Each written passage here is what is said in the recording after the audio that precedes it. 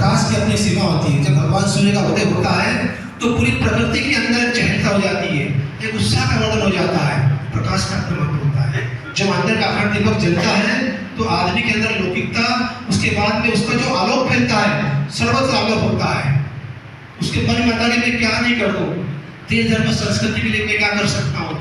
जिसके लिए श्रद्धा जगती है और विश्वास जगता है, हम जानते हैं कि हमारी भारतीय संस्कृति में श्रद्धा और विश्वास भगवान शिव मां पार्वती का है। तो निवेदन किया जा रहा है कि जिस प्रकार से हमारी श्रद्धा और विश्वास जो बना हमारा है वो मिशन के प्रति, वंदनीय माता जी के प्रति, परम पूज्य गुरुदेव के प्रति, युक्त शांति कुंज के प्रति, शांति कुंज के व्यवस्था तंत्र के प्रति हमारा है। इसमें क्या आगे बढ़ेंगे तो निश्चित रूप से अखंड दीपक के जन्म शताब्दी वर्ष सार्थक हो जाएगा भाई बहनों। और उसी क्रम में आज से 58 वर्ष के पूर्व अवलखड़ा के छोटे से पूजा घर में अखंड दीप की स्थापना हुई थी। परम पूज्य गुरुदेव दादा गुरु ने दर्शन दिए, प्रकाश रूप में आए, दिगंबर वेश में, उनको बोध कराया, बोले बेटा तुम्हारे अंदर जो ज्योति जल रही है उसको और तीव्र करो।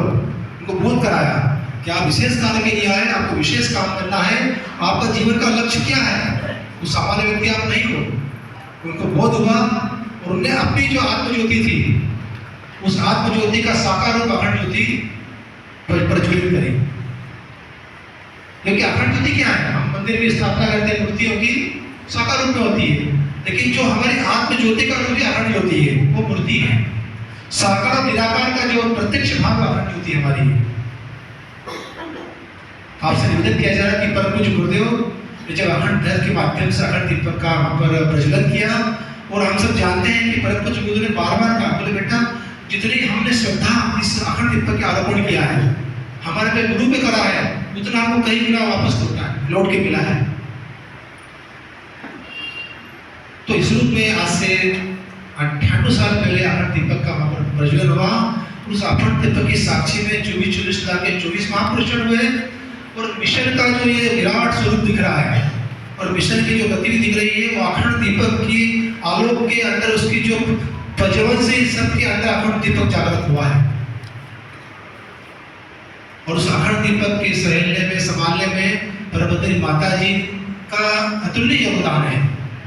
परम पूज्य गुरुदेव तो महायोगी थे, अपने साधना में निरत रहते थे, लेकिन माँ पार्वती क्या करती थी, माँ पार्वती परिवार का ध्यान रखती थी, अखंड दीपक का ध्यान रखती थी। हम जैसे छोटे छोटे बालकों का ध्यान रखती थी। माँ पार्वती शिव से हम नहीं मिल सकते, लेकिन उनके गणों से मिल सकते हैं, माँ पार्वती से मिल सकते हैं, माँ भगवती से मिल सकते हैं। तो वंदनीय माता जी के बारे में परम पूज्य गुरुदेव ने कहा है, बोले भगवान के वरदान की तरह वंदनीय माता जी हमारे जीवन में आई। माता जी ने दाएं बाएं का काम नहीं करा, मिशन के अभिवर्धन में, मिशन के विकास में उन्होंने अपने हृदय की भूमिका निभाई है। ये परम पूज्य गुरुदेव के शब्द थे, जो कि हमारे परखुड़ी उपजोन के उपजोन समन्वयक और परखुड़ी जो वेद माता गांधी ट्रस्ट के द्वारा संचालित आश्रम है, जिसका कार्य क्षेत्र करीब 26 एकड़ का है, और पूरा दुरुस्त क्षेत्र है रीवा जिले का, सिद्धि जिले का, वहाँ की व्यवस्था देख रहे हैं। इस तरह से पूरे संगठन में अपनी सेवा दे रहे हमारे प्रभाकांत जी भाई साहब। शिक्षा आंदोलन के हमारे प्रांतीय समन्वयक आदरणीय हमारे श्रीकृष्ण शर्मा बाबू जी, इंदौर उपजोन के हमारे समन्वयक आदरणीय हमारे जी यादव जी भाई साहब, हमारे इंदौर, देवास, धार, झाबुआ आदि राजपुर क्षेत्र से, जिलों से पधारे हमारे देव परिवार के प्रज्ञ परिजन, मातृशक्ति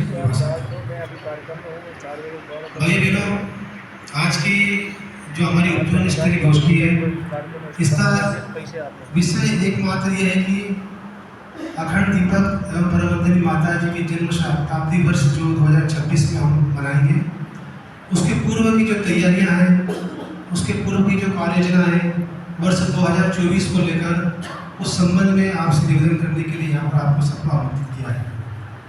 आप सबकी उपस्थिति देखकर बड़ा हर्ष आनंद आ रहा है, क्योंकि करीब करीब सभी हमारे जिलों से जो हम अपेक्षित किया था हमारे वरिष्ठ परिजनों को, आप सभी बता रहे हैं। आज की हमारी उपजोन स्तरीय द्वितीय गोष्ठी है। कल हमारे खंडवा उपजोन की गोष्ठी थी, वहाँ पर अच्छे संकल्प रहे, अच्छी वहाँ पर उपस्थिति थी, और परिजनों ने बड़ी धैर्य और निष्ठा से और उस योजना को समझा है। उस क्रम में आज हम आपके बीच में आए, लगातार निरंतर हमारी 11 जून में गोष्ठी है, 12 अक्टूबर तक एक भी दिन की गैप नहीं है। इस तरह हमारी गोष्ठियाँ चल रहा है। कल उज्जैन की उसका गुना है, ग्वालियर है, सागर है। आदरणीय प्रभाकर जी भाई साहब ने आपको क्षेत्रीय यात्रा के बारे में विस्तृत जानकारी दी। विषय बड़ा गंभीर है। इसमें हमारे कौशल, हमारी व्यवस्था, बुद्धि का पूर्णतः उपयोग होना है और इस यात्रा की सफलता, इसकी उपयोगिता और इसके जो दूरदर्शी परिणाम आने हैं वह हमारे पुरुषार्थ, हमारी सुव्यवस्था इसका आधार रहेगी। हम आप सब सभी कार्यकर्ता बैठे हैं, व्यक्तिगत स्तर पर, सामूहिक स्तर पर हम विभिन्न तरह के कार्यक्रम करते हैं, लेकिन किसी विशेष कार्यक्रम को लेकर जब लक्ष्य किया जाता है, उसकी कार्य योजना बनाई जाती है, तो उसमें मुख्य रूप से जो अग्रज हमारे भाई बहन हैं उनकी भूमिका मुख्य हो जाती है। क्योंकि जो भी हमारे साथ में हमारे सहयोगी परिजन हैं वो हमको सहयोग दे देते हैं, लेकिन जो कहते हैं ना कि डिब्बा रेल का होता है वो तो पीछे चलता है, लेकिन इंजन का अपना महत्व होता है। तो यहाँ पर जो अधिकांश हमारे ऐसे प्रज्ञा परिजन हैं, जो परिवार के हमारे कार्यकर्ता हैं, जो अपने आप को एक अग्र भूमिका में हर जगह उपस्थिति दर्ज कराते हैं और करते भी। आपने समझा है, इस योजना की पूरी जानकारी आप तक PDF के माध्यम से पहुँच जाएगी। अभी आपने कितना आपकी डायरी में नोट करा है, कितना आपने लिखा है वो अलग विषय है, लेकिन पूरी कार्य योजना लिपिबद्ध है। एक एक चीज़ उसमें लिख दी गई है। जो आपके प्रश्न है उसका समाधान इसके अंदर है। मध्य जोन के सभी हमारे जो थिंक टैंक के भाई बैठे हैं उन्होंने पूरी कार्य योजना तैयार करी। जैसे धार है, झाबुआ है, अलीराजपुर है, देवास है, इसकी हमारी टोली निर्धारित हो चुकी है। 13 टोली में कार्यक्रम भी बन गए हैं, टोली नायक बना दिए गए हैं, काम बांट दिया गया है। मतलब ऐसा प्लानिंग किया गया है कि प्रशिक्षण के रूप में अभी आपको यहाँ उज्जैन को बुलाया है, लेकिन ये क्रम हमारा होगा दीपावली के बाद में, क्योंकि अमरकंट का जो हमारा स्थगित हुआ उसके बाद में ये तय किया है कि अभी हम उज्जैन स्थिति की गोष्ठियाँ कर लें, क्योंकि आगे नवरात्रि आने वाली है। नवरात्रि के बाद में दशहरा है, दीपावली है, मुख्य त्यौहार हमारे हैं, उसमें कई परिजनों की व्यस्तता हो जाती है, तो इससे प्रभावित हो सकता है। वरिष्ठ भाई ने बैठकर चिंतन किया कि इसको दिवाली के बाद में इसको संपन्न करेंगे।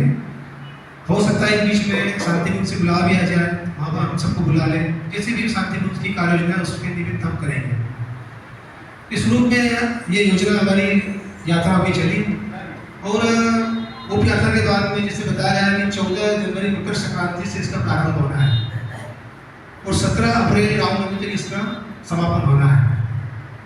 उसके बाद में केंद्रीय यात्रा का कार्यक्रम संपन्न होना है। जैसे कि बताया कि वहाँ से जो भी तिथि आएगी, लेकिन हमने अपेक्षा करी है, वहाँ से निवेदन किया है कि तुरंत 22 अप्रैल के बाद में 22 जून तक जो गायत्री जयंती है उस क्रम पे हमारी केंद्रीय यात्राएं प्रारंभ हो जाए और ये पूरा क्रम संपन्न हो जाए, क्योंकि जून के बाद में वर्षा ऋतु प्रारंभ हो जाएगी और गाँव तक पहुँचना थोड़ी सी दिक्कत होगी वर्षा ऋतु की वजह से। लेकिन जो ठीक है शांति कुंज की जैसी भी वहाँ से तिथियाँ निर्धारित होगी उस समय हम काम करेंगे। पुरुषों संस्कार होता है, लेकिन नाम क्या दिया? आओ बड़े संस्कारवान पीढ़ी, और उसने क्रांति ला दी। आओ बड़े संस्कार पीढ़ी में डॉक्टर के पास हमें पहले गई, हमारे कार्यकर्ता रहे, उनको बताया कि देखिए विज्ञान संबंध हमारा अध्यात्म है, और ऋषि ने बोला, डॉक्टर ने बोला है, तो जनता ने उसको अपना लिया।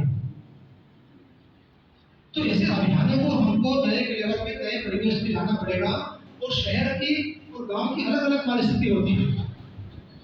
हम जो कार्यक्रम गांव में कर रहे हैं, झाबुआ बेल्ट में कर रहे हैं या अलीराजपुर क्षेत्र में कर रहे हैं, वो इंदौर, देवास शहर में नहीं कर सकते। उस स्थिति में थोड़ा सा आपको परिवर्तन करना पड़ेगा। तो यहाँ से वरिष्ठ भाई बैठे हैं, चिंतक स्तर के भाई बैठे हैं, हम अपने क्षेत्र में हमारे कार्यक्रमों को नए परिवेश में, नए लेवल में कैसे ले जा सकते हैं, वो आपको चिंतन करना है। हम 21वीं सदी में प्रवेश कर रहे हैं, तो इस माध्यम से शांति कुंज से कई तरह के वीडियो आते हैं, कई तरह के ऐप बन रहे हैं, वो हम पुराने कार्यकर्ता उसको डाउनलोड नहीं कर पाते हैं, क्योंकि शांति कुंज IT सेल इस मामले में बहुत सक्रिय है। हर तरह के कार्यक्रम को दे रहे हैं, क्लिप बना रहे हैं, पुराने समय की कुछ गुरुदेव के प्रवचन डालते रहते हैं। तो हमको थोड़ा सा अपने संस्थानों के माध्यम से थोड़ा सा हृदय उदार करके, एक जैसे प्रोजेक्टर है, स्लाइड प्रोजेक्टर के माध्यम से या